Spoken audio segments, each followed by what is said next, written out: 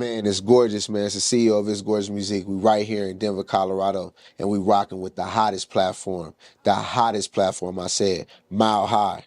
And we in Denver, baby. You know what it is. It is.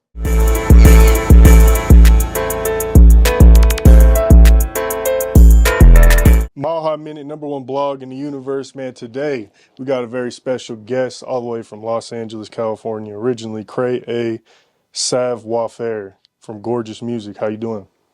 Man, I'm gorgeous, man. Pleasure to be here in Denver. Hell yeah, man. Well, I appreciate you coming out. Man, I appreciate the love I'm getting out here, man. So, I'm definitely going to be coming down here a lot. Right. What was it like coming in? And you came in right in the middle of they calling it an Arctic blast right now. You snowstorm. They say it's gonna be like this everywhere, like especially going more toward the east, it's gonna be like this everywhere. So Right. yeah, I mean, I've lived in New York. I've Okay, lived so in, I've experienced it. yeah. It's always interesting because like people who from LA, like sometimes they're not used to it and they're like, throws them off. Other people, like you said, they well traveled. It don't really. Yeah, I didn't pretty much experienced a lot of the different weathers and climates and all that. So yeah, I'm pretty versed in that. Okay, so when did the music start? It's Gorgeous Musique started in Washington D.C. 2016. Okay. I picked that market because I seen there was a lot of talent there, but I didn't see nobody that was there trying to actually help the talent. I feel like the biggest thing that talent has everywhere you go is that they don't have no one that's there trying to help them get to the next stage. The artist development element is missing more and more as the time goes along. And then you have more of artists trying to learn how to develop themselves from YouTube or social media or just watching what somebody else did. They did this, let me try it. You know what I'm saying? So, and then the originality is gone as well there. So, yeah, I seen it was a lot of talent in that market, and as everybody sees now, DC is really taking off, man. So, I guess Right. a lot of people are starting to get wind to the same thing I seen. Now, was that pretty much how you got started into the industry in general, or were there any, like, did you try making music before that, or were you engineering, like, you get what I'm saying, or was this pretty much the start? Nah, I never really played a role in the music industry. I dealt with the business side. So I came in with It's Gorgeous Musique, and actually I came in with It's Gorgeous, and then I start adding to the brand of It's Gorgeous. The label side of it, It's Gorgeous Musique, it took the most flight, it got the most energy, you know what I'm saying, to start going. So I put more into that. And, being that DC was I felt like a market where it was talent, but there was no execs, I really wanted to start there. Yeah, okay. Now, what happened from 2016 to 2019 when you ended up getting headquartered in Vegas? So for those 3 years, I spent a lot of time traveling from North Carolina, South Carolina, Virginia, New York, Miami. I was moving up and down the East Coast, connecting the dots with different media outlets, promoters, DJs. I was moving a lot of artists around, and I just kept doing it on and on and on again, consistently up and down the coast. And then 2019 is when I said I wanted to expand to the West Coast. Okay. Now, as far as would you call it a label? More of a hub. A hub, okay. Talk about how, Gorgeous Musique started, and then like how you've kind of built out the infrastructure within it. Okay.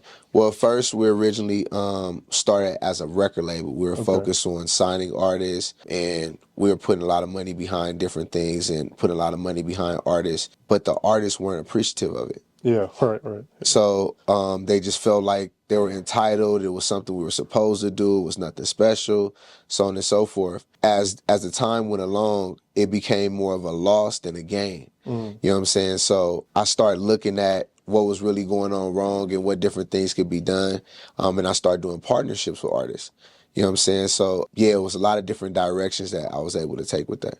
Okay. How does distribution work with Gorgeous Musique? Distribution, we have our own platform, like your DistroKid or your TuneCore. But the main thing about our platform is that we have a program, and the program is accessible to any independent artist that wants to sign up. Yeah. The best part of the program is that you're going to get DJ distribution. So every single time you release a song, you'll be able to send it in, and we'll send it off to over 500 DJs. We also help you with marketing assistance, performance opportunities.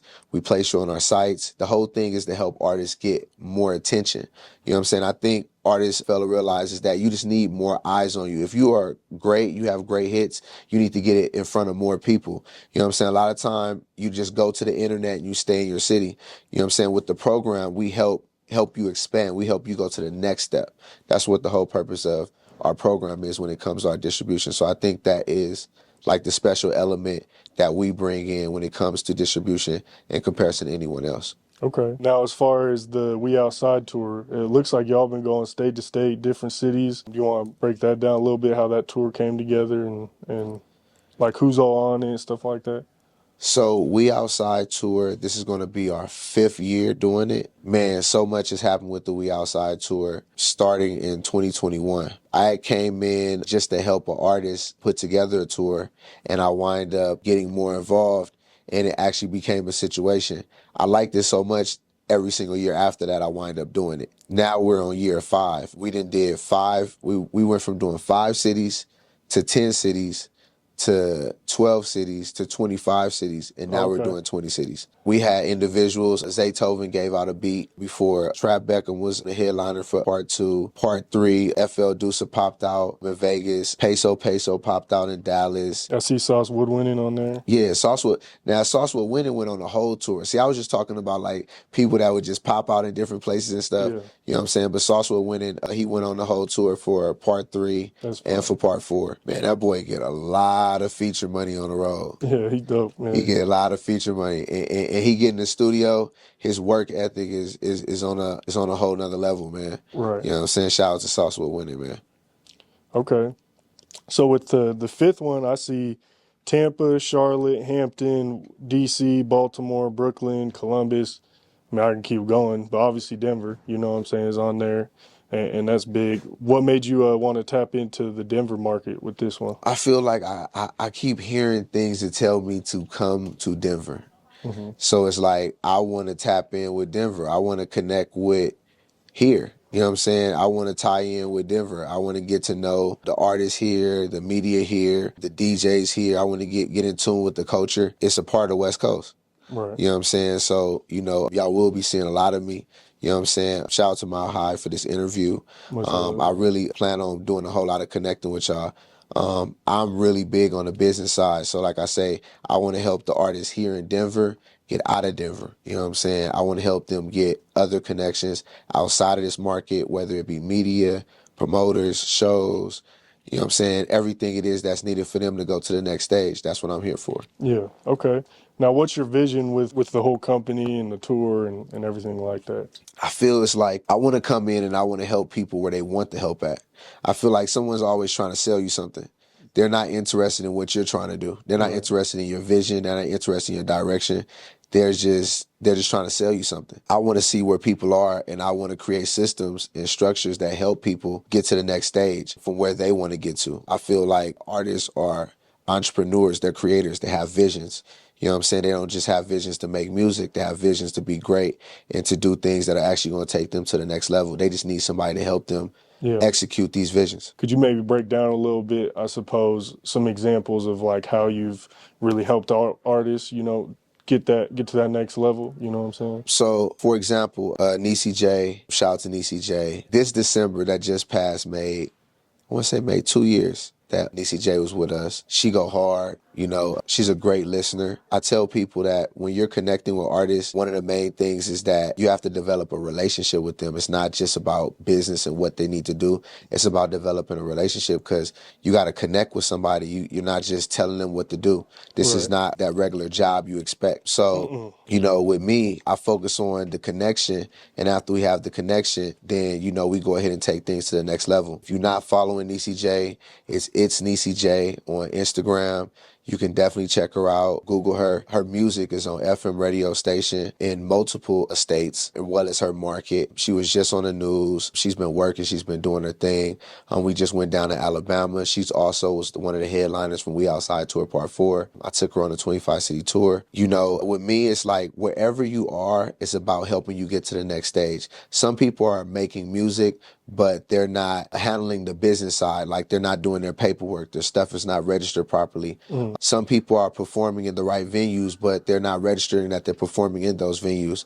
You know what I'm saying? But hey, if you don't know or you don't work on these things, then how do you get to these things? We're perfecting our system every single day, and we're making sure that artists know more and they get more every single month. on first Tuesdays, we do a seminar where we teach our artists about distribution, publishing, and contracts. You know what I'm saying? So that way they can move accordingly a whole lot more. I think everybody is so focused on being independent, they forget they still need a team. They forget they still need people to aid and assist them and work with them. That's what we're here for. We're not here to be your boss and tell you what to do. We're here to help you and grant you the right advice, so therefore you can make the right decision of what you want to do with your career. Okay.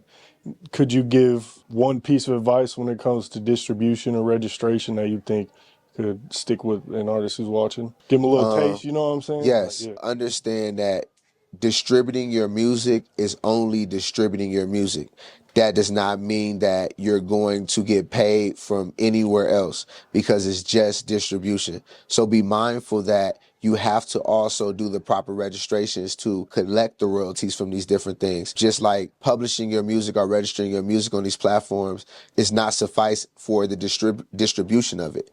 It's two separate things. You know what I'm saying? So a lot of times people are just making music and putting it out. Then you got some people that just put music on YouTube and they're not getting any money from it. I understand a lot of people like to create content, they like to drop music, but when you make it a business, then you're going to start getting paid from it. That's real. Okay. Do you want to talk about the youth program a little bit? Sure, sure. So the youth program is like my way of giving back. I feel like the youth is our future and they deserve another type of attention, another type of opportunity. I know a lot of times it's hard on parents to help the individuals that they birth to take them to the next stage, because they may be working or they may not can afford it. So I created a youth program that's completely free for the ages of 10 to 16. We're going on our year 4 in Las Vegas. We do the graduations at the Boulevard Mall. So shout out to the Boulevard Mall and Patrice, always working with us. Also, we've been working with UNLV to take the kids up there to perform at the Rev Fest. So shout out to them too. I was also able to take them up there to 91.5 to get some interviews done and so on and so forth. So, definitely shout out to them and all that's going on with that. Yeah. Youth program, I just want to continue to add more, do more. And anybody that's seeing this, if there's anything that you can add, or if you want to come to Vegas and meet and you want to give something back to the youth or teach something to the youth, or you have an idea for the youth program, this is something for the people. This is not something just solely for me. This is for the people, and it's a way we can give back to the kids. Okay. As far as some of your biggest artists, I've already brought up Niecy J, and you also got Breadwinner Kane. Do you want to talk about that a little bit and how they've developed and evolved, since you've been working with them? And Man, Breadwinner Kane. That's my bro. That's my bro. My biggest headache, boy. That's my bro. One thing about him though, he don't take no breaks. yeah, You know what I'm saying? He don't get tired. You know what I'm saying? He go hard. That type of energy and that type of stuff I've seen from him, has definitely took us to a whole lot of stages. I've done a lot with Kane. Kane has worked with Zaytoven. He's worked with Kevin Gates. He's worked with Sauce Walker. You know what I'm saying? So, like I say, I manage Kane. I handle a lot of his back end, his business, and I didn't travel with him. I didn't got him some interviews and got him some things set up, and we didn't went on tours. Kane has headlined the We Outside tour from the beginning.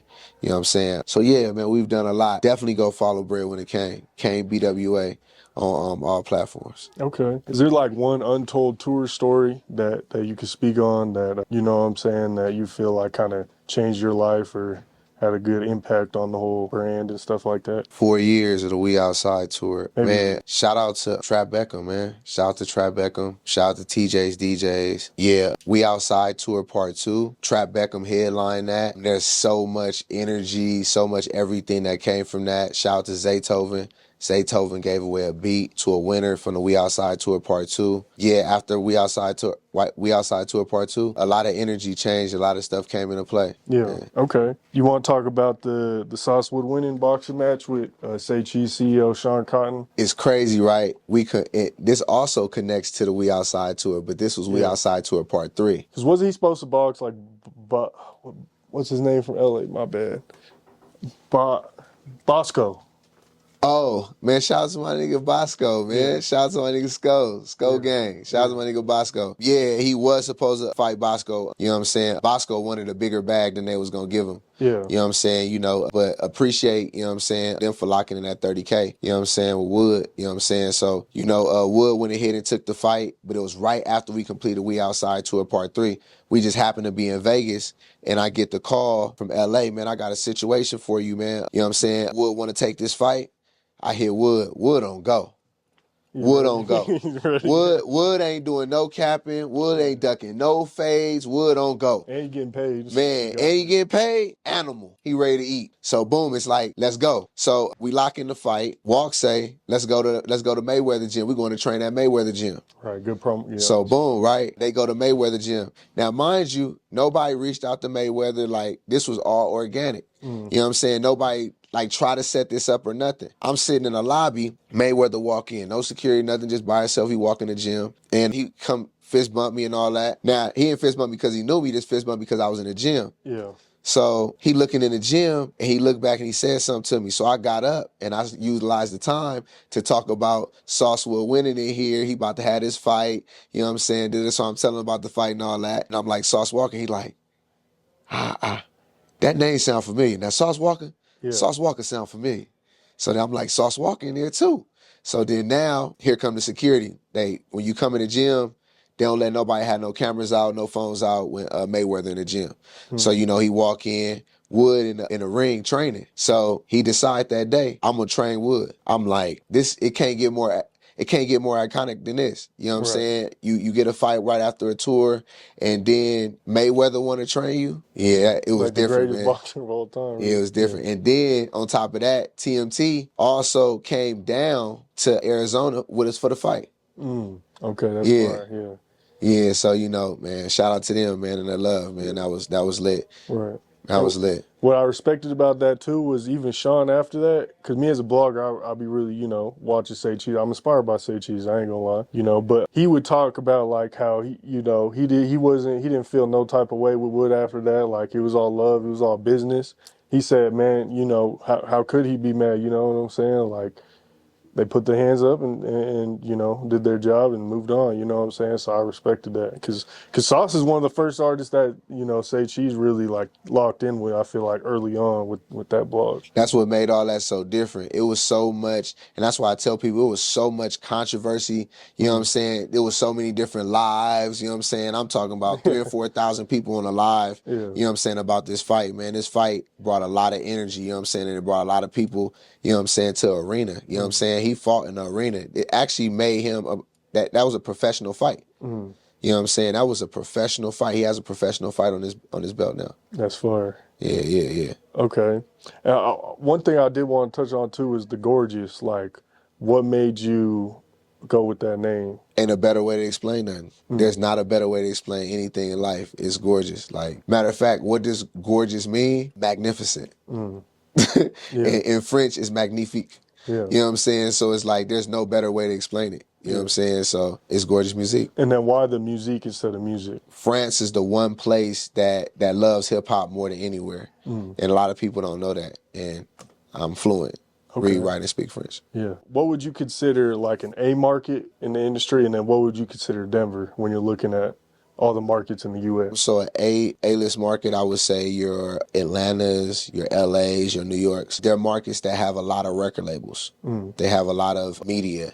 They have a lot of opportunities for the music industry. That's what makes it so much of a prime market, because you know to come here if you want to be successful with this. Yeah. Okay. And what do you see like what's the long-term vision of Gorgeous? Like 5, 10 years down the line, do you want like one of them big, buildings downtown LA or something like that, or do you see yourself kind of building out different sorts of like platforms within the music industry and stuff, or what is your like long-term vision with this? I feel like for me, my main focus is development and working with artists. I feel like everybody wants to get away from the work. Nobody wants to do the work. I'm going to always have a spot because I want to do the work. Everybody's trying to find the way to do it without doing it. I'm willing to do the work. So development, man, development is everything. I like systems because I feel like what needs to happen is we need to raise the bar and the level of what is standard or what is basic. And I want to do that through distribution. I want artists, at least the ones that distribute through us, to make sure that they put out their music a certain way every single time. You know what I'm saying? From making sure that it's registered properly, you know what I'm saying, and published properly, to make sure that it's distributed properly. So therefore, all the money that they can get from their music is always collected. What would you say is the benefit of going to y'all for distribution versus a TuneCore or, one of the, I guess, main ones that you think of when you think of distribution? Well, when you're growing in the industry, you need to be more direct with people. You need to develop more relationships. You need one-on-one. You need to interact with the people that need to help you get to the next stage. You actually need help to get to the next stage. When you're utilizing a platform is it's a shelf. It's somewhere to put your product. You know what I'm saying? Now, when it's time to tell people about it being on the shelf, a lot of platforms don't do that. So they will give you the space to put it on the shelf.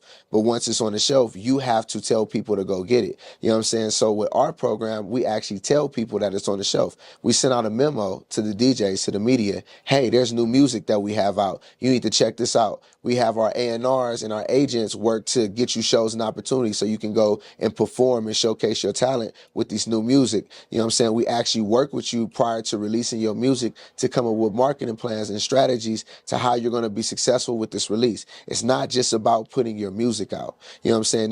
There's steps and procedures to do before you do anything. You know what I'm saying? That's why you need time before you actually release your music, so therefore you can release it properly.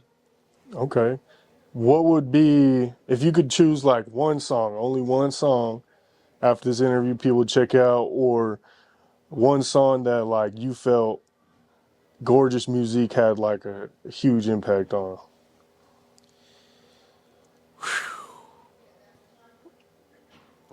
You know, this song is kind of old too.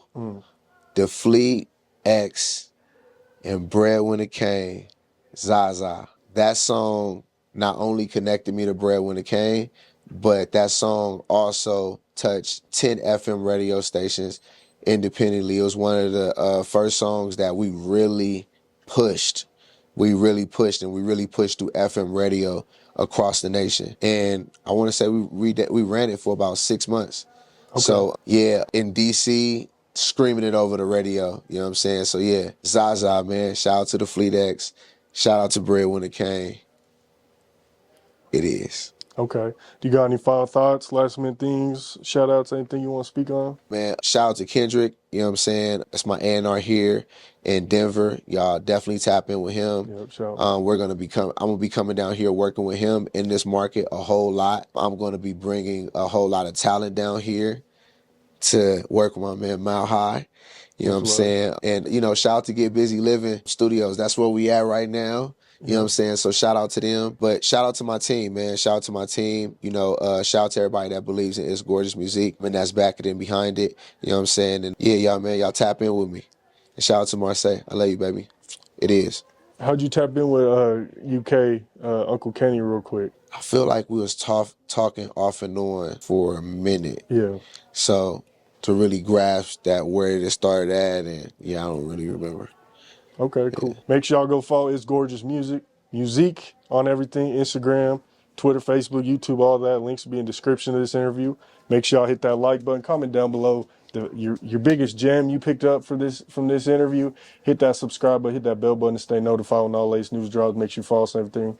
Instagram, Facebook, YouTube, all that, man. Mile High Mint, #1 blog in the universe. We out. Appreciate you. It is.